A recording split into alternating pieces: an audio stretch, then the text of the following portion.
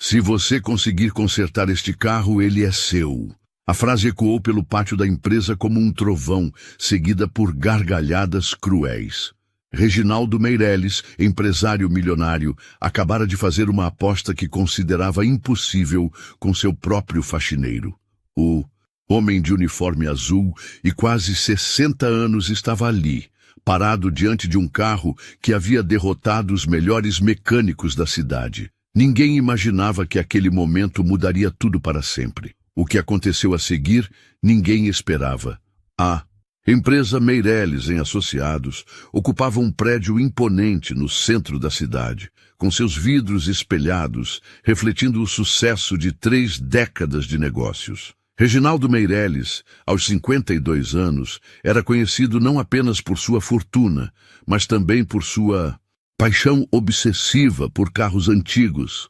Sua coleção particular, guardada em uma garagem climatizada nos fundos da empresa, valia mais do que muitas pessoas ganhariam em várias vidas. Naquela manhã de terça-feira, um caminhão guincho parou em frente ao prédio. Funcionários, curiosos, se aproximaram das janelas para ver o que estava sendo descarregado. Era um Chevrolet Camaro, 1969.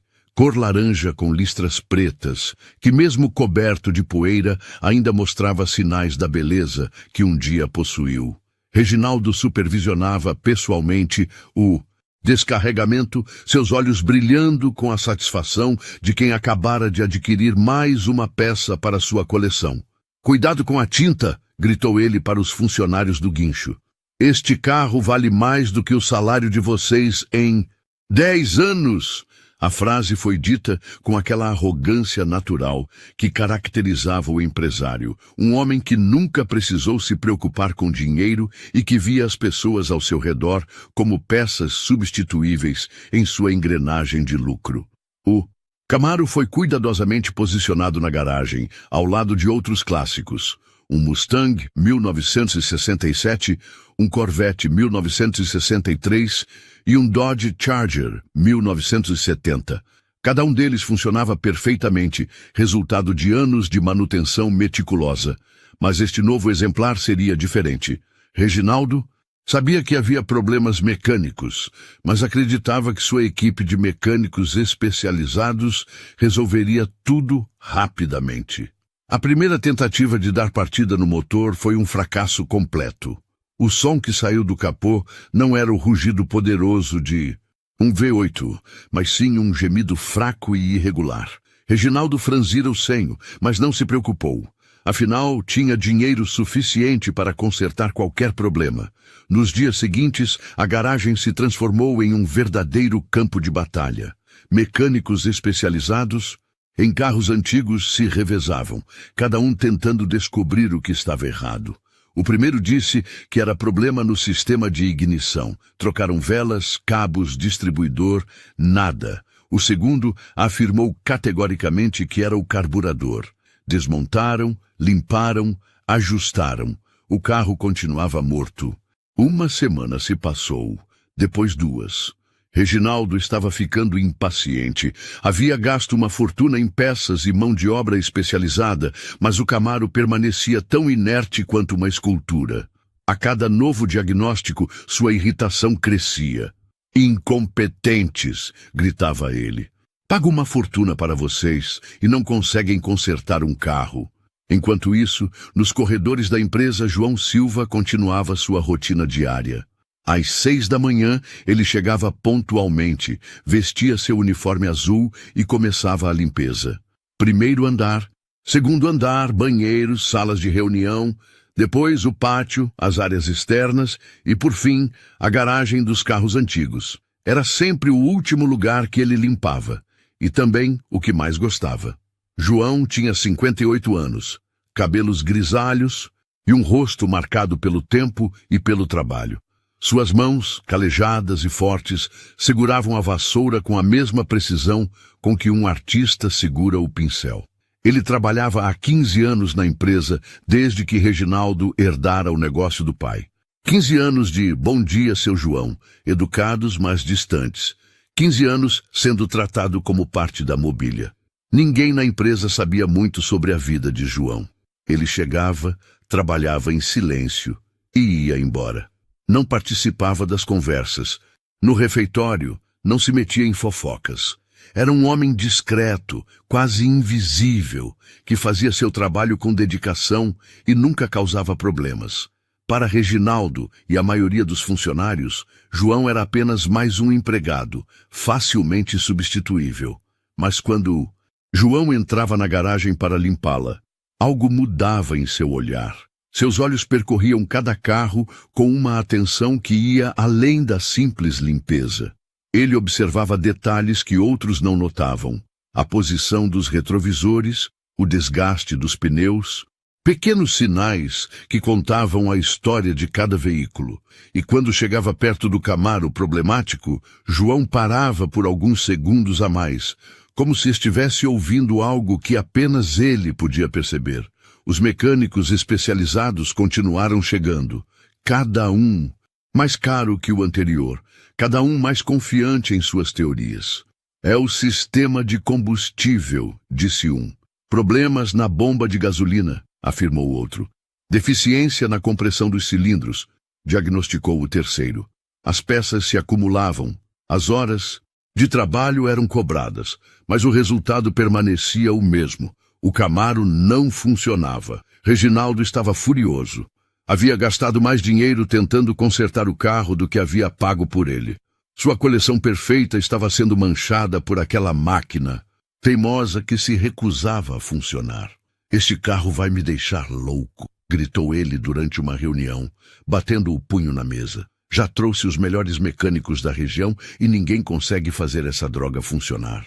Foi nesse momento que João, que estava limpando o corredor do lado de fora da sala de reuniões, parou o que estava fazendo. Ele havia trabalhado em silêncio durante todos esses dias, observando os mecânicos irem e virem, ouvindo as teorias e vendo as tentativas frustradas. Algo dentro dele se agitou, uma sensação familiar que há muito tempo ele havia enterrado. João Silva não era apenas um faxineiro. Era um homem com uma história que ele preferia manter guardada, como uma fotografia antiga guardada numa gaveta trancada. Cada manhã, ao vestir o uniforme azul, ele deixava para trás não apenas suas roupas civis, mas também pedaços de si mesmo que poucos conheciam. Nascido em uma família humilde na periferia da cidade, João cresceu cercado por motores. Seu pai, Severino Silva, era mecânico de uma pequena oficina no bairro. E desde menino, João passava as tardes ajudando, observando cada movimento, cada ferramenta, cada som que um motor podia fazer. Aos 10 anos, já sabia a diferença entre o ronco de um motor bem ajustado e o gemido de um que precisava de cuidados. Menino, motor é como gente, dizia seu pai, as mãos sujas de graxa. Você tem que saber escutar o que ele está tentando dizer. João aprendia não apenas com as palavras, mas com os olhos, observando como o pai tocava as peças com delicadeza, como se fossem seres vivos. Havia uma conexão ali, um entendimento que ia além do conhecimento técnico. Aos 15 anos, João já era conhecido no bairro como um prodígio. Carros que outros mecânicos desistiam chegavam até ele e ele sempre encontrava uma solução. Não era só conhecimento técnico, era uma intuição, uma capacidade de sentir o que estava errado apenas ouvindo o motor funcionar. O menino tem mão abençoada, diziam os vizinhos. Ele faz milagre com ferro velho. Mas a vida tinha outros planos para João. Aos 20 anos, quando estava prestes a abrir sua própria oficina, seu pai sofreu um acidente vascular e ficou paralisado. João precisou abandonar seus sonhos para cuidar da família. Trabalhou em fábricas, foi segurança, fez bicos de toda espécie. A mecânica ficou para trás, como um talento adormecido. Aos 30 e poucos anos, João se casou com Maria, uma professora primária que enxergava além das mãos calejadas e via o homem gentil que existia por trás da timidez. Tiveram 2 filhos, Carlos e Ana. João trabalhava dobrado para dar educação aos filhos, sonhando que eles tivessem as oportunidades que ele não teve. Papai, por que você não volta a mexer com carros? Perguntava Carlos, ainda criança, ao ver o pai consertando a geladeira da cozinha com a mesma habilidade com que outros tocam piano. Porque às vezes a gente precisa escolher entre o que gosta e o que precisa, respondia João, sem amargura, apenas com a sabedoria de quem aprendeu a aceitar as circunstâncias da vida. Os anos passaram. Carlos se formou em engenharia. Ana se tornou enfermeira. Maria continuou ensinando até se aposentar.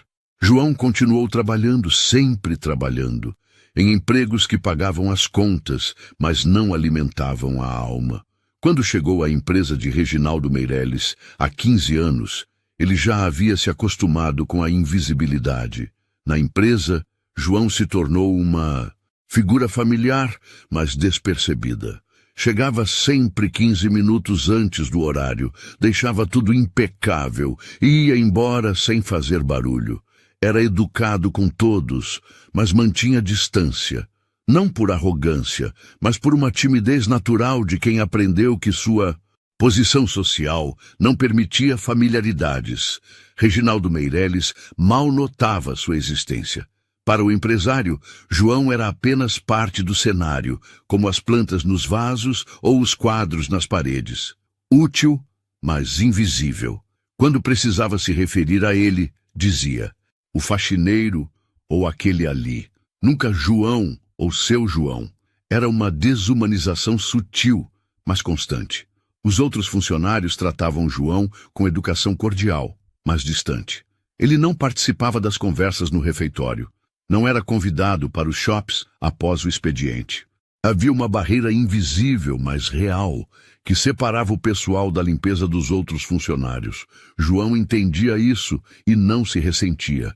Era assim que o mundo funcionava. Mas quando João entrava na garagem dos carros antigos, algo mudava. Seus passos ficavam mais lentos, seus olhos mais atentos. Ele limpava cada carro com um cuidado especial, como se estivesse cuidando de velhos amigos. Passava a flanela pela carroceria do Mustang, como se fosse uma carícia. Ajeitava os retrovisores do Corvette com a precisão de um relojoeiro. E quando os mecânicos especializados chegavam para trabalhar no Camaro, João observava tudo. Aparentava estar concentrado na limpeza, mas na verdade estava analisando cada movimento, cada ferramenta utilizada, cada teoria testada. Ele ouvia as conversas, via as peças sendo trocadas, notava os erros que estavam sendo cometidos. Estão procurando no lugar errado, pensava ele, mas não dizia nada. Quem era ele para questionar especialistas? Quem era ele para dar palpites? Era apenas o faxineiro, o homem invisível que limpava o chão onde outros trabalhavam. Mas a cada dia que passava, a cada novo fracasso dos mecânicos, João sentia uma agitação crescente. Era como se uma parte adormecida de si mesmo estivesse despertando. Suas mãos coçavam para tocar o motor. Seus ouvidos ansiavam para ouvir o som do problema. Era uma sensação física, quase dolorosa, como um músico que há muito tempo não toca seu instrumento. Em casa, Maria notou a mudança. Você está diferente, disse ela uma noite enquanto jantavam. Mais inquieto. Está acontecendo alguma coisa no trabalho? João hesitou. Como explicar que depois de décadas enterrando uma parte de si mesmo, ela estava tentando ressuscitar? Como dizer que cada dia na garagem era uma tortura silenciosa? Tem um carro lá que ninguém consegue consertar, disse ele finalmente. Os melhores mecânicos da cidade já tentaram. Mas eu sei, parou, como se as palavras fossem perigosas. Você sabe o quê? Perguntou Maria. Eu sei o que está errado. Com ele, sussurrou João. Depois de tanto tempo ainda sei. Maria segurou a mão do marido. Ela se lembrava do jovem que havia conhecido, aquele que fazia motores cantarem como pássaros. Então por que você não fala isso para o seu patrão? João sorriu tristemente. Porque ele não vai me ouvir. Para ele, eu sou apenas o faxineiro, e talvez seja melhor assim. Mas o destino tinha outros planos para João Silva. Na manhã seguinte, enquanto limpava a garagem, ele ouviu Reginaldo gritando ao telefone: "Não me importa quanto custe, tragam alguém que entenda de verdade de carros antigos. Este Camaro vai funcionar nem que seja a última coisa que eu faça." João parou de varrer. Suas mãos tremiam ligeiramente, enquanto segurava a vassoura. Algo estava mudando dentro dele, uma coragem que há muito tempo estava adormecida. Era como se todos esses anos de invisibilidade tivessem sido uma preparação para este momento. A manhã de quinta-feira começou como qualquer outra, na empresa Meireles, em Associados, mas havia uma tensão no ar que todos podiam sentir. Reginaldo chegara mais cedo que o usual, e os funcionários do escritório sussurravam entre si nos corredores. O patrão estava visivelmente irritado, e quando Reginaldo ficava nervoso, toda a empresa sentia. João, como sempre, começou sua rotina de limpeza pelo primeiro andar. Mas hoje havia algo diferente em seus movimentos. Suas mãos pareciam tremer ligeiramente enquanto segurava a vassoura, e seus olhos estavam mais alertas, como se estivesse esperando alguma coisa. A conversa com Maria, na noite anterior, havia plantado uma semente de coragem que estava começando a germinar. Por volta das 10 horas, um novo mecânico chegou. Era um senhor de barba grisalha, com uma fama que se espalhava por 3 estados. Ricardo Montenegro, especialista em carros americanos antigos, era conhecido como o ressuscitador de clássicos. Seus serviços custavam uma fortuna, mas ele garantia resultados que outros não conseguiam. Reginaldo o recebeu pessoalmente, sua expectativa claramente visível. "Senhor Montenegro, o senhor é minha última esperança. Já gastei mais dinheiro neste maldito carro do que em qualquer outro da minha coleção. Se o senhor não conseguir, ninguém consegue." Ricardo Montenegro era um homem de poucas palavras, mas muita confiança. Ele examinou o Camaro com a solenidade de um médico analisando um paciente terminal. Tocou algumas peças, ouviu o motor por alguns minutos e balançou a cabeça gravemente. "Vou precisar de 3 dias, disse ele, e não quero ninguém me atrapalhando. Trabalho melhor sozinho." Durante os 3 dias seguintes, Ricardo trabalhou em silêncio absoluto. Reginaldo passava pela garagem várias vezes ao dia, tentando decifrar o que estava acontecendo. Peças eram desmontadas, analisadas, remontadas. O som de ferramentas ecoava pela garagem como uma sinfonia mecânica. Todos na empresa estavam curiosos sobre o resultado. João continuava sua rotina, mas agora limpava a garagem com ainda mais cuidado. Ele observava cada movimento de Ricardo, cada ferramenta utilizada, cada expressão de frustração que ocasionalmente passava pelo rosto do especialista. E o que João via o preocupava. Ricardo estava cometendo os mesmos erros dos outros mecânicos.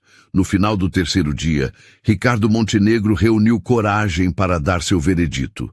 Reginaldo estava presente, acompanhado de alguns funcionários curiosos. O especialista limpou as mãos com um pano e balançou a cabeça negativamente.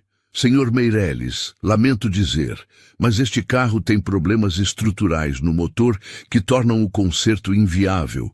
Seria necessário trocar o motor inteiro, o que custaria mais do que o carro vale." O silêncio que se seguiu foi ensurdecedor. Reginaldo ficou vermelho de raiva. "Como assim inviável? É apenas um carro. Tem que ter solução." Ricardo Montenegro manteve a calma profissional. "Às vezes, senhor, nem todo problema tem solução economicamente viável. Este é um desses casos." Foi nesse momento que João, que estava varrendo discretamente perto da entrada da garagem, parou o que estava fazendo. Ele havia ouvido o diagnóstico e sabia que estava errado, completamente errado. O problema não era estrutural, não era no motor. Era algo muito mais simples, mas que todos os especialistas haviam ignorado. João sentiu seu coração acelerar. Suas mãos suaram enquanto segurava a vassoura. Era agora ou nunca. Depois de 15 anos de invisibilidade, depois de décadas enterrando seu talento, ele precisava falar. Mas como? Como um simples faxineiro iria contradizer o melhor especialista em carros antigos da região? Com licença, disse João, sua voz saindo mais baixa do que pretendia. Ninguém ouviu. Ele pigarreou e tentou novamente um pouco mais alto. Com licença, senhor Reginaldo. Desta vez, todos olharam para ele com surpresa. O faxineiro raramente falava e nunca interrompia conversas importantes. Reginaldo franziu o senho, claramente irritado com a interrupção. O que é, João? Não está vendo que estou ocupado? A forma como disse o nome soou mais como um insulto do que um tratamento respeitoso. Ricardo Montenegro olhou para João com aquela expressão que os especialistas reservam para leigos que se metem em assuntos que não entendem. João engoliu em seco. Todos os olhos estavam fixos nele e ele se sentiu como um rato cercado por gatos. Mas a imagem do Camaro parado, derrotado, deu-lhe coragem. Senhor, eu gostaria de dar uma olhada no carro, se o senhor permitir. A reação foi imediata. Ricardo Montenegro soltou uma risada seca. Olhada?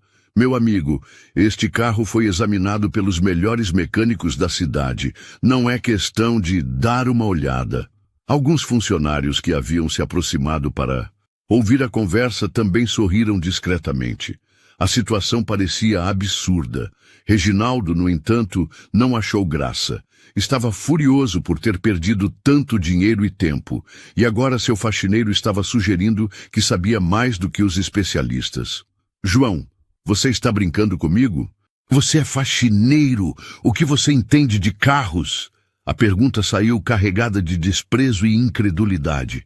Eu entendo um pouco, senhor, respondeu João, sua voz ganhando firmeza. Trabalhei com carros no passado. Sei que pode parecer estranho, mas eu tenho uma teoria sobre o que pode estar errado. Ele respirou fundo antes de continuar. Posso estar errado, mas não custaria nada deixar eu tentar. Ricardo Montenegro balançou a cabeça com desdém. Senhor Meireles, não quero ser desrespeitoso, mas isto está virando circo. Carros antigos não são brinquedos. Precisam de conhecimento técnico especializado, não de teorias de amador. A palavra amador foi pronunciada com especial desdém. Reginaldo olhou para João com uma expressão que misturava irritação e diversão cruel. Uma ideia perversa começou a se formar em sua mente. Aqui estava uma oportunidade perfeita para colocar seu funcionário no devido lugar, na frente de todos. Seria uma lição pública sobre hierarquia e conhecimento. Você sabe o que, João? Disse Reginaldo, um sorriso malicioso aparecendo em seus lábios. Vou fazer uma aposta com você. Se você conseguir fazer este carro funcionar, eu dou ele para você. Isso mesmo, você ouviu direito, um Camaro 1969 original, avaliado em mais de R$100.000, será seu. Ele fez uma pausa dramática.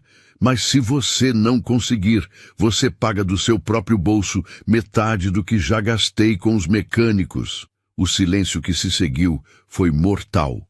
Todos sabiam que João não tinha condições de pagar uma quantia dessas. Era uma aposta cruel, desenhada para humilhar. Ricardo Montenegro olhou para Reginaldo com desaprovação, mas não disse nada. Alguns funcionários baixaram os olhos, constrangidos com a situação. João sentiu suas pernas bambearem. Metade do que Reginaldo havia gasto significava pelo menos R$50.000. Era mais do que ele ganhava em 5 anos. Se errasse, perderia tudo. Casa, dignidade, futuro. Mas se não tentasse, perderia algo ainda mais importante. A chance de provar a si mesmo que ainda era o homem que um dia havia sido. E tem mais, continuou Reginaldo, saboreando o momento. Você tem apenas uma semana, 7 dias para fazer o que os melhores especialistas não conseguiram. E vai trabalhar sozinho, sem ajuda de ninguém. Aceita a aposta? Sua voz estava carregada de ironia, como se estivesse oferecendo doces a uma criança. João olhou para o Camaro. O carro parecia olhar de volta para ele, como se fosse um animal ferido implorando por ajuda. Ele pensou em Maria, nos filhos, na vida simples, mas digna que haviam construído. Pensou também no menino que havia sido, nas mãos do pai, o ensinando que motores eram como pessoas, precisavam apenas de quem soubesse escutá-los. Eu aceito, disse João, sua voz firme pela primeira vez desde o início da conversa. Aceito a aposta. Um murmúrio de surpresa percorreu os presentes. Ninguém esperava que o faxineiro tivesse coragem de aceitar uma aposta tão arriscada. Reginaldo não conseguiu esconder sua satisfação. Punk. Uma semana, ele teria não apenas se livrado do carro problemático, mas também dado uma lição memorável sobre a importância de cada um conhecer seu lugar. Perfeito, disse ele, estendendo a mão. Aperto de mão de cavalheiros. Uma semana, João. Uma semana para fazer história, ou para aprender uma lição que nunca vai esquecer. João apertou a mão do patrão. A pele macia de Reginaldo contrastava com suas mãos calejadas, um símbolo físico do abismo social que os separava. Mas, naquele momento, João não se sentia intimidado. Pela primeira vez em 15 anos, ele se sentia vivo. Enquanto os funcionários se dispersavam, comentando em sussurros sobre a aposta impossível, João se aproximou do Camaro. Ele colocou a mão no capô e fechou os olhos. Vamos descobrir o que está acontecendo com você, murmurou, como se estivesse falando com um velho amigo.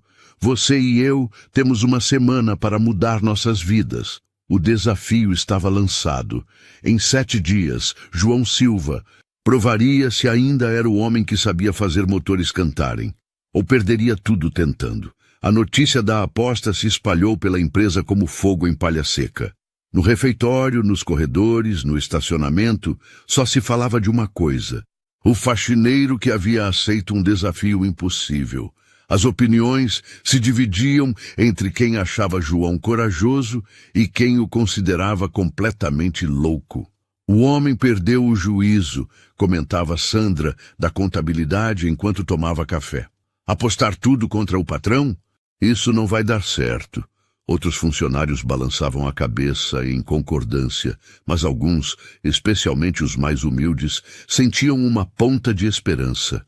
Era como se João estivesse representando todos que já se sentiram invisíveis. João chegou em casa naquela noite com o peso do mundo nos ombros.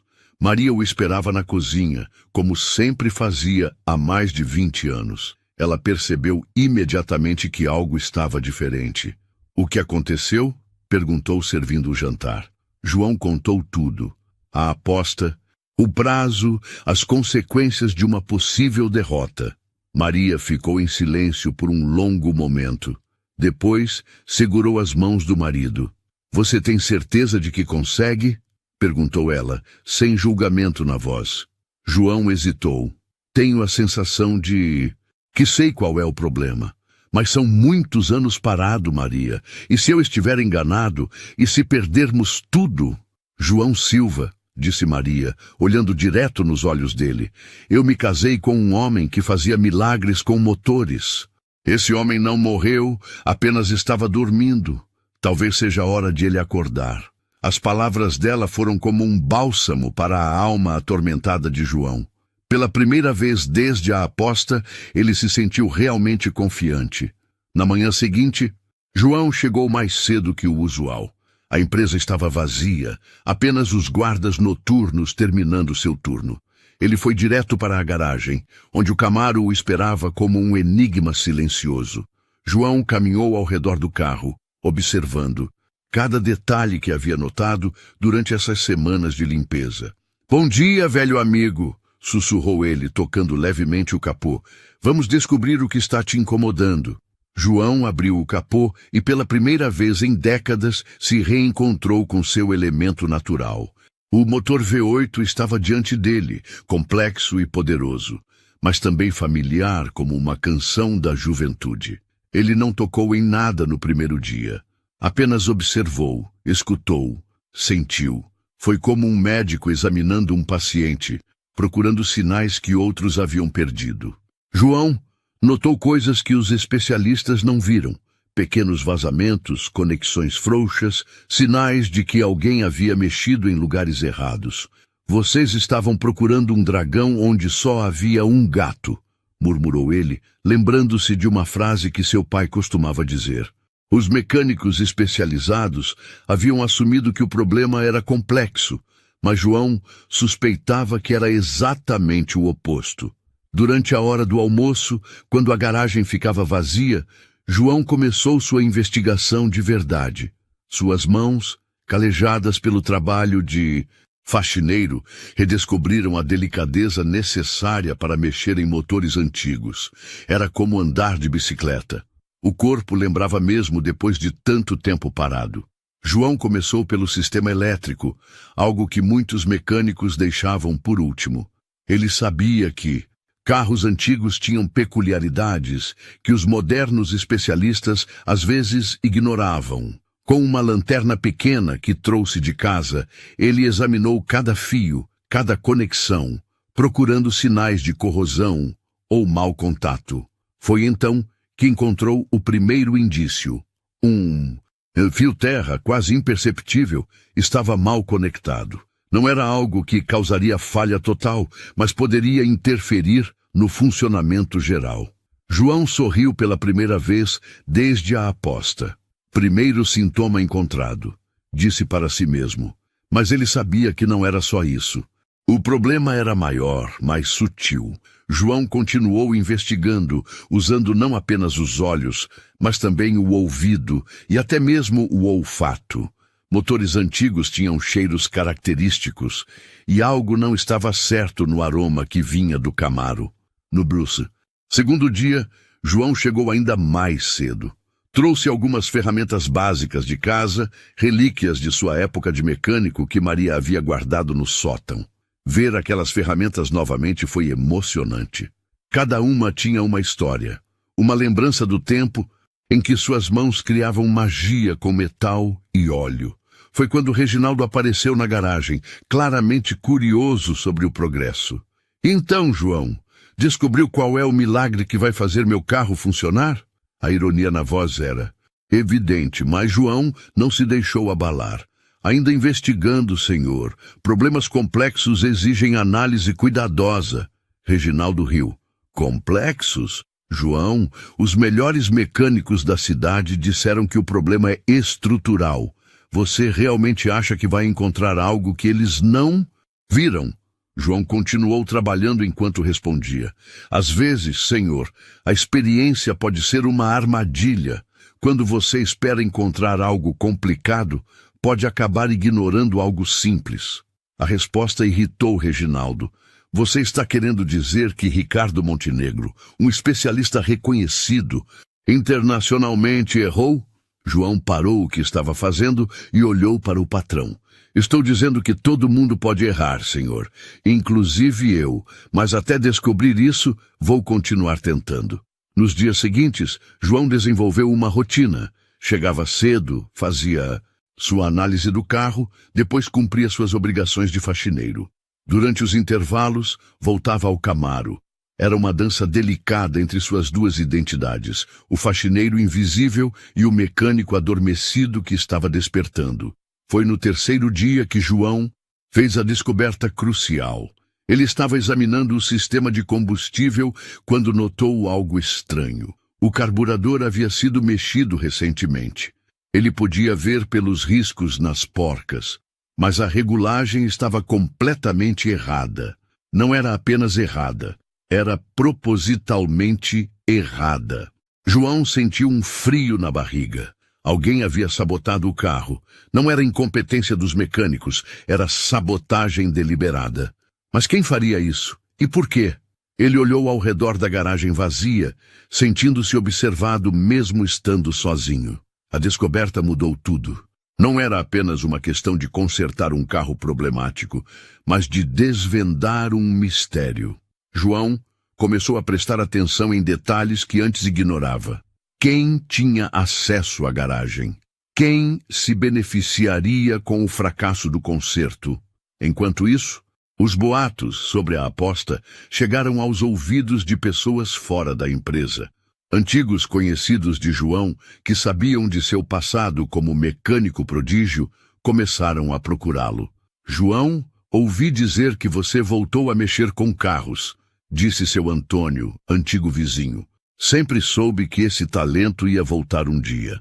Essas conversas fizeram João lembrar de quem ele realmente era. Durante 15 anos, ele havia se escondido atrás do uniforme de faxineiro, mas agora estava redescobrindo sua verdadeira identidade. Era como se estivesse tirando uma máscara que usara por tempo demais. No quarto dia, João teve uma revelação. Ele estava organizando as peças que os outros mecânicos haviam trocado quando percebeu um padrão. Todas as peças novas eram desnecessárias. O carro não precisava de peças novas, precisava apenas de ajustes. Alguém havia criado problemas falsos para justificar trocas caras. A realização foi como um soco no estômago. João entendeu que havia sido manipulado desde o início. A aposta não era apenas sobre consertar um carro, era sobre algo muito maior. Alguém queria que ele falhasse, que fosse humilhado publicamente. Mas quem? E qual era o objetivo real? João decidiu não confrontar ninguém ainda. Precisava de mais evidências, mais certezas. Mas uma coisa estava clara. Ele não estava apenas lutando contra um motor defeituoso. Estava lutando contra uma conspiração. E isso tornava a aposta muito mais perigosa do que havia imaginado. Naquela noite, João contou suas suspeitas para Maria. Ela ouviu tudo, em silêncio. Depois disse algo que o surpreendeu. João, talvez isso não seja só sobre o carro. Talvez seja sobre você provar que vale mais do que eles pensam. As palavras dela ecoaram na mente de João até tarde da noite. No quinto dia, com apenas 2 dias restantes, João sabia que precisava agir. Tinha identificado o problema real, descoberto a sabotagem, mas ainda precisava provar tudo. E mais importante, precisava fazer o Camaro funcionar, não apenas para ganhar a aposta, mas para recuperar a dignidade que havia perdido há tanto tempo. O quinto dia amanheceu diferente. João acordou antes do despertador, uma energia estranha correndo pelas suas veias. Maria já estava na cozinha, preparando um café mais forte. Hoje é o dia, não é? Perguntou ela. João assentiu. Hoje vou começar a montagem. Se minhas suspeitas estiverem certas, amanhã o carro vai funcionar. Na empresa, o clima estava tenso. Todos sabiam que restavam apenas 2 dias. Os funcionários observavam João com curiosidade e preocupação. Alguns torciam secretamente por ele, outros já lamentavam sua queda inevitável. Reginaldo chegou ansioso para verificar o progresso. João, espero que tenha um plano para os próximos 2 dias, disse ele, ironia misturada com nervosismo. Tenho. Sim, senhor, respondeu João. Na verdade, descobri coisas interessantes sobre seu carro. Descobri que este carro foi sabotado, senhor Reginaldo. Alguém alterou propositalmente as regulagens para que ele não funcionasse. O silêncio foi denso. Reginaldo ficou visivelmente desconfortável. Sabotado, isso é uma acusação muito séria, João. A conversa foi interrompida por Ricardo Montenegro. Pensei que você já tivesse desistido, disse ele desdenhosamente. João sorriu. Na verdade, descobri que alguém tornou a máquina mais complicada do que deveria ser. João mostrou como as regulagens estavam propositalmente erradas. Ricardo ficou vermelho. Você está querendo me ensinar como fazer meu trabalho? João manteve a calma. Apenas mostrando fatos. O que cada um faz com esses fatos é escolha pessoal. Reginaldo estava nervoso. João, você tem 1 dia e meio. Foque nisso e pare de procurar culpados. Naquela tarde, João percebeu que estava sendo observado. Funcionários passavam pela garagem com mais frequência, sempre com desculpas para espiar. Dr. Fernandes passou 3 vezes na mesma hora. Alguma coisa posso ajudar? Perguntou João. O contador ficou sem graça. Só curiosidade. Nunca vi um faxineiro mexendo em carros assim. João investigou durante o almoço. No escritório de contabilidade, viu orçamentos de mecânicos sobre a mesa, incluindo alguns que não havia visto antes. Percebeu que havia algo maior em jogo. Os gastos com o Camaro eram parte de um esquema mais complexo. No sexto dia, João encontrou uma surpresa. Alguém havia mexido em suas ferramentas durante a noite. Peças estavam fora do lugar e seu esquema elétrico havia desaparecido. Tentando me atrapalhar não vai funcionar, murmurou João. Ele havia memorizado cada detalhe. João trabalhou com precisão cirúrgica. Cada movimento era calculado, cada ajuste pensado. Ele não estava apenas consertando um carro, estava provando décadas de conhecimento. Suas mãos se moviam com graça de um pianista executando uma sinfonia. Por volta das 3 da tarde, João fez o último ajuste. O motor estava pronto, todas as conexões verificadas. Mas ele não tentou dar partida ainda. Queria esperar até todos pudessem testemunhar o resultado. Reginaldo apareceu nervoso. João, você tem até às 5 horas. João assentiu calmamente. Não vou precisar de 2 horas, senhor, mas gostaria que chamasse todos para testemunhar, incluindo o senhor Montenegro. A notícia se espalhou rapidamente. Funcionários se reuniram na garagem. Ricardo Montenegro chegou cético, esperando presenciar um fracasso. Dr. Fernandes também estava presente, suas mãos tremendo. João se posicionou ao lado do Camaro. Suas roupas estavam sujas de graxa, mas havia dignidade em sua postura que ninguém havia visto antes. Ele não era mais o faxineiro invisível. Era um artesão prestes a apresentar sua obra-prima. Antes de tentar ligar o carro, disse João, gostaria de explicar o que encontrei.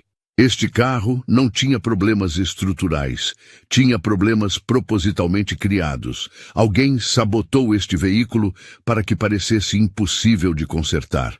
Um murmúrio percorreu a multidão. As evidências estão todas aqui. Regulagens alteradas, conexões afrouxadas, problemas criados para justificar gastos desnecessários.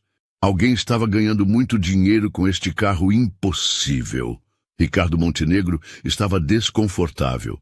Essas são acusações muito sérias. Você pode provar isso? João sorriu. Posso, mas primeiro vou provar que o carro funciona perfeitamente. João entrou no Camaro. O silêncio era absoluto. Todos prenderam a respiração. Ele inseriu a chave na ignição, fez uma breve oração silenciosa e girou. O motor rugiu para a vida.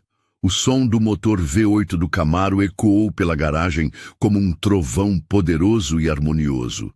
Era um rugido que falava de potência controlada, de décadas de engenharia americana funcionando em perfeita sintonia. Mas mais do que isso, era o som da vindicação, da justiça sendo feita, de um homem provando que ainda era capaz de fazer milagres. O silêncio que se seguiu foi ainda mais impressionante que o rugido do motor. 50 pessoas presentes na garagem ficaram paralisadas, processando o que acabavam de presenciar. O carro que havia derrotado os melhores especialistas da região estava funcionando perfeitamente, nas mãos de um faxineiro de 58 anos. João manteve o motor ligado por alguns segundos, saboreando o som que não ouvia há décadas. Depois, desligou o carro e saiu, suas pernas tremendo ligeiramente pela emoção. Ele havia feito. Há 15 anos de invisibilidade, havia provado que o talento verdadeiro nunca morre, apenas fica adormecido. Ricardo Montenegro foi o primeiro a quebrar o silêncio. Seu rosto estava vermelho de raiva e constrangimento. Isso é impossível.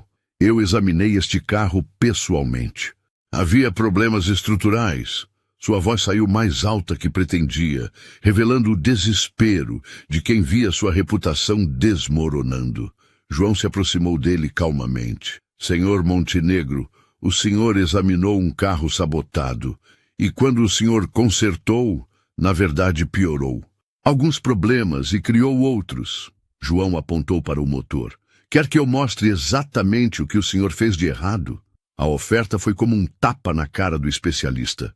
Ricardo olhou ao redor, vendo todos os olhos fixos nele, esperando uma resposta. Você está insinuando que eu sabotei o carro?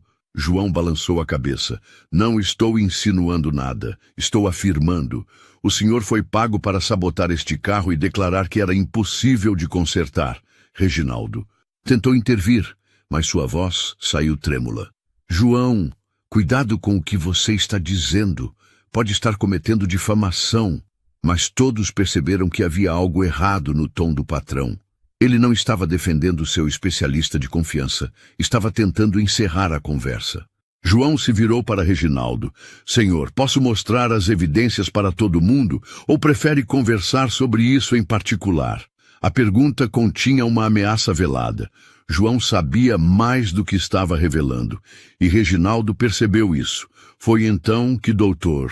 Fernandes, o contador, tentou sair discretamente. Mas João o havia notado. Dr. Fernandes, o senhor não quer ficar para ver as evidências? Afinal, foi o senhor quem autorizou todos os pagamentos para os mecânicos, não foi?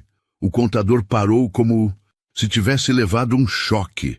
A tensão na garagem era palpável. Os funcionários começaram a entender que estavam presenciando algo muito maior que o conserto de um carro. Estavam vendo a exposição de um esquema de corrupção que envolvia pessoas importantes da empresa. João pegou uma pasta que havia preparado durante a semana. Aqui estão todas as evidências, disse ele, mostrando fotos que havia tirado com seu celular antigo. Parafusos propositalmente afrouxados, cabos desconectados, regulagens alteradas. E aqui, ele mostrou um papel. Está a lista de todas as peças trocadas, que na verdade não precisavam ser trocadas. Ricardo Montenegro tentou uma última cartada. Isso não prova nada. Qualquer um pode tirar fotos e inventar teorias. Mas sua voz estava quebrando. João sorriu tristemente. Tem razão. Por isso trouxe isso aqui. Ele mostrou um pequeno gravador. Gravei nossa conversa de ontem quando o senhor me ofereceu dinheiro para eu desistir da aposta. O silêncio foi absoluto. Todos olharam para Ricardo, que ficou branco como papel. A gravação existia de verdade, ou João estava blefando. Ninguém sabia, mas a reação de Ricardo foi resposta suficiente. Ele saiu da garagem quase correndo, sem olhar para trás. Reginaldo estava encurralado. Seus próprios funcionários o olhavam com uma mistura de decepção e raiva. Ele havia humilhado João publicamente, havia criado uma aposta cruel, e agora descobriam que havia um esquema de corrupção por trás de tudo. João, disse Reginaldo, sua voz agora suplicante, podemos conversar sobre isso com calma. Tenho certeza de que há um mal-entendido. Mas João balançou a cabeça. Não há mal-entendido, senhor. O senhor criou um esquema para superfaturar consertos de carros da sua coleção. Pagava mecânicos para criarem problemas falsos, justificando gastos exorbitantes. João continuou, sua voz ganhando força. E quando eu me ofereci para ajudar, o senhor viu uma oportunidade perfeita. Se eu falhasse, seria humilhado publicamente e o senhor teria uma desculpa para se livrar de um funcionário que talvez soubesse demais. Se eu conseguisse, o senhor perderia apenas um carro, mas manteria o esquema funcionando. A acusação era devastadora e todos perceberam que fazia sentido. Reginaldo tentou negar, mas suas palavras soaram fracas e não convincentes. Os funcionários começaram a sussurrar entre si, processando as revelações. Foi então que Maria apareceu na garagem. João havia pedido para ela vir buscar as chaves do carro, seu carro agora. Ela estava elegante, com o vestido que usava em ocasiões especiais. Ao vê-la, João sentiu uma onda de orgulho e gratidão. Maria, disse ele, sua voz emocionada, venha conhecer nosso carro novo. A frase causou um impacto emocional em todos os presentes. Depois de décadas trabalhando para outros, João finalmente tinha algo próprio, conquistado com seu talento e coragem. Maria se aproximou do Camaro com lágrimas nos olhos. Ela havia conhecido o jovem mecânico prodígio, havia visto esse homem se esconder por anos atrás do uniforme de faxineiro, e agora o via recuperar sua dignidade. "Você conseguiu", sussurrou ela. "Eu sempre soube que conseguiria." Reginaldo, vendo que havia perdido completamente o controle da situação, tentou uma última jogada. "João, vamos fazer um acordo. Você fica com o carro, mas esquecemos todo esse assunto das irregularidades." Era uma admissão de culpa disfarçada de proposta. João olhou para o ex-patrão. "Senhor Reginaldo, eu vou ficar com o carro porque ganhei a aposta limpa e honestamente. Quanto às irregularidades, isso não é mais um assunto entre nós dois. É um assunto para as autoridades competentes." A resposta mostrou que João não era mais o funcionário submisso de antes. Os funcionários começaram a aplaudir. Primeiro, timidamente, depois com mais força. Era um aplauso para João, mas também um protesto contra anos de humilhação e desrespeito. Eles haviam encontrado em João um símbolo de resistência, prova de que talento e dignidade podem superar preconceito e arrogância. Sandra, da contabilidade, que havia criticado João no início, se aproximou dele. "Senhor João, eu peço desculpas. Não sabíamos quem o senhor realmente era." João sorriu gentilmente. "Não se preocupe, Sandra. Eu mesmo havia esquecido quem era. Às vezes precisamos de um desafio para lembrar do que somos capazes." Dr. Fernandes, vendo que seria inevitavelmente envolvido no escândalo, tentou sair novamente. Mas alguns funcionários bloquearam sua saída. A cumplicidade no esquema estava ficando clara para todos, e ninguém queria deixar os culpados escaparem. João se virou para todos os presentes. "Pessoal, obrigado pelo apoio, mas agora preciso levar minha esposa para dar uma volta no nosso carro novo." Ele fez uma pausa, olhando diretamente para Reginaldo. "E amanhã vou procurar um advogado para discutir algumas questões legais." A ameaça era clara. João não iria apenas aceitar o carro e esquecer o resto. Ele havia descoberto um esquema de corrupção e pretendia levá-lo até as últimas consequências. Reginaldo entendeu que sua vida estava prestes a mudar drasticamente. João ajudou Maria a entrar no Camaro. Quando ele ligou o motor novamente, o rugido soou ainda mais doce. Era o som da vitória, da justiça, da dignidade recuperada. Enquanto saíam da garagem, os funcionários continuavam aplaudindo. Pela primeira vez em 15 anos, João Silva não era mais invisível. Ele era o homem que havia derrotado a arrogância com talento, que havia vencido o preconceito com competência, que havia transformado uma humilhação pública em uma vitória épica. O faxineiro havia se tornado herói, e sua história seria contada por muito tempo, na empresa Meirelles em Associados.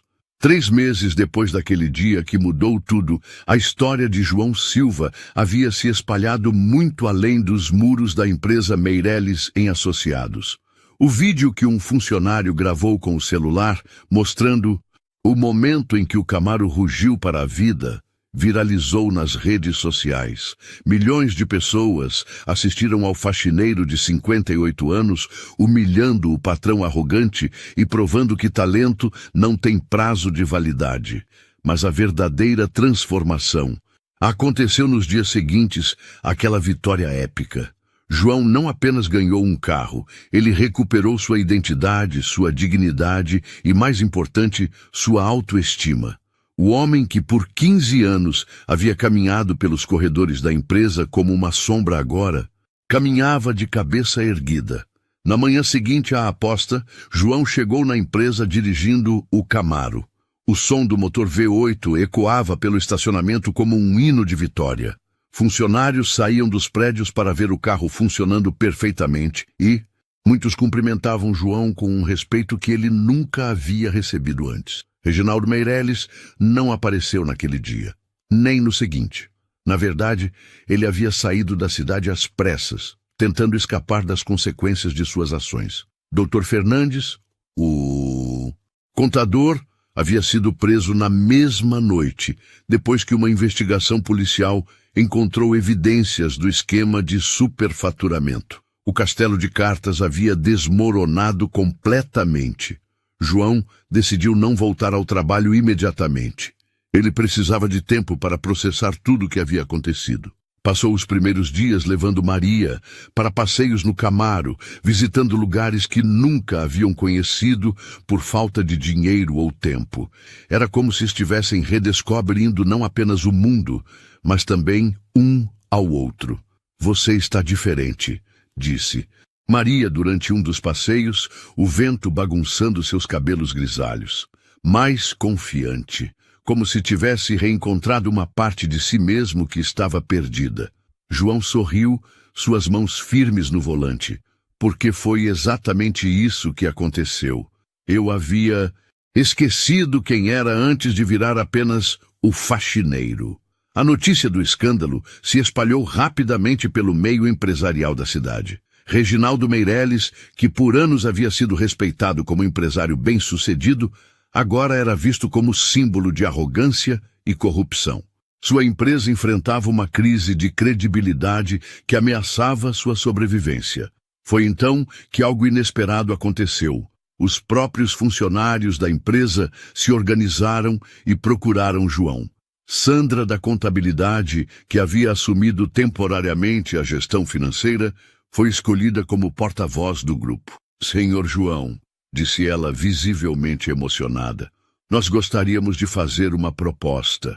A empresa está em crise, mas ainda tem valor. Os funcionários se organizaram e queremos comprar a empresa do senhor Reginaldo. E gostaríamos que o senhor fosse nosso sócio principal e diretor-geral." A proposta deixou João sem palavras. Ele, que por 15 anos havia sido tratado como invisível, agora estava sendo convidado para liderar a mesma empresa onde havia sido humilhado. "Mas eu não entendo de administração", protestou ele. Sandra sorriu. "O senhor entende de pessoas, e isso é mais importante que qualquer MBA." João conversou com Maria sobre a proposta. Ela o encorajou a aceitar. "João, você passou a vida inteira trabalhando para outros. Agora é sua chance de trabalhar para si mesmo e para pessoas que o respeitam."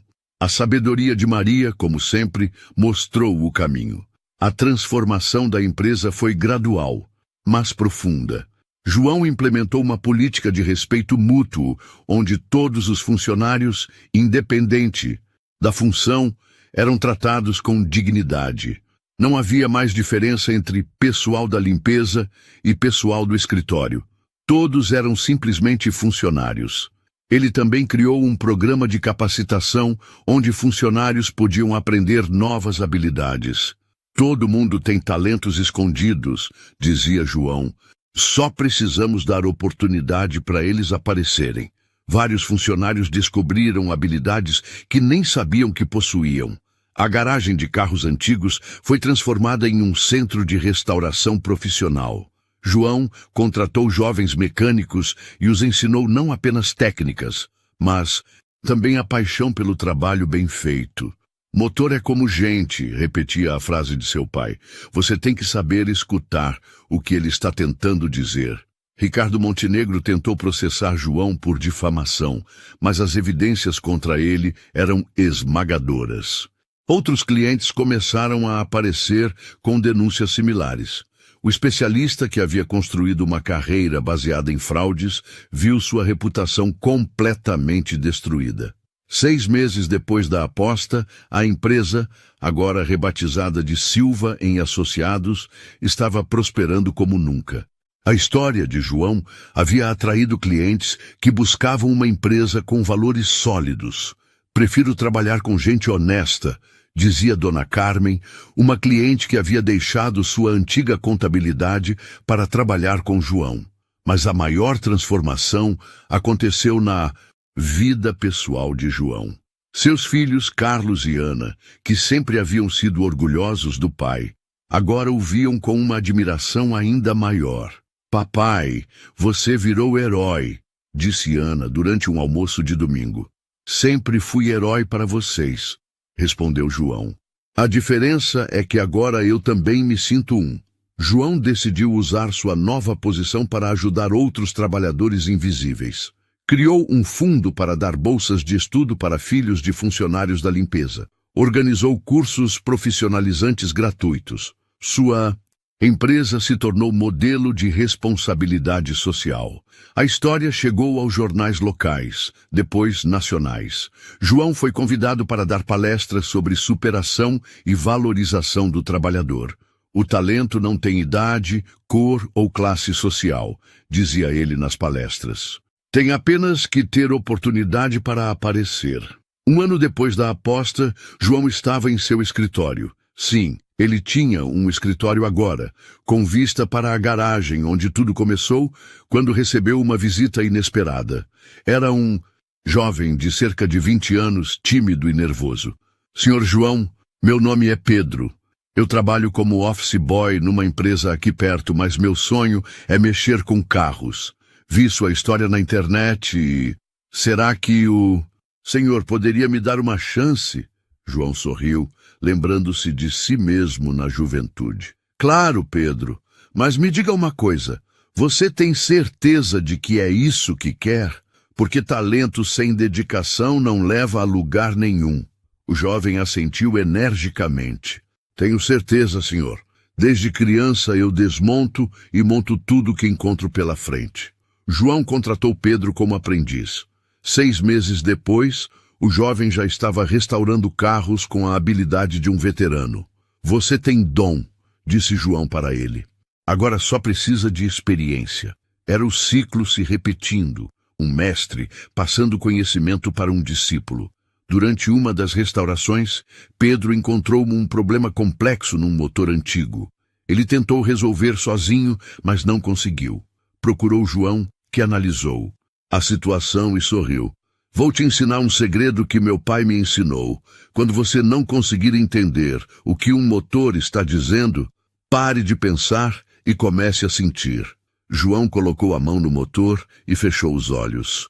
Escute, não é só o som, é a vibração, o cheiro, a temperatura. O motor está tentando te contar uma história. Pedro observou fascinado enquanto João, com poucos ajustes simples, fez o motor funcionar perfeitamente. A empresa cresceu tanto que João teve que mudar para um prédio maior. Ele fez questão de manter um espaço especial, uma sala com fotos de todos os funcionários, desde a época de faxineiro até o presente, para nunca esquecermos de onde viemos, explicava ele para os visitantes. Maria, que sempre havia sido professora, agora ajudava João com os cursos profissionalizantes. Você está ensinando mais do que mecânica, disse ela durante uma aula. Está ensinando dignidade. João a beijou suavemente. Aprendi com a melhor professora. 2 anos depois da aposta, João recebeu um prêmio de empresário do ano. Durante o discurso de agradecimento, ele falou sobre invisibilidade social. Eu fui invisível por 15 anos. Mas invisibilidade não significa inexistência.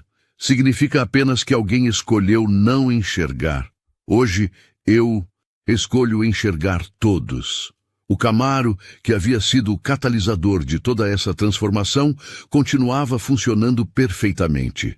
João o mantinha em condições impecáveis, não apenas como meio de transporte, mas como símbolo de que o impossível é apenas uma questão de perspectiva. Em uma noite especial, João levou Maria para jantar no restaurante mais elegante da cidade. Era o mesmo restaurante onde Reginaldo costumava levar clientes importantes.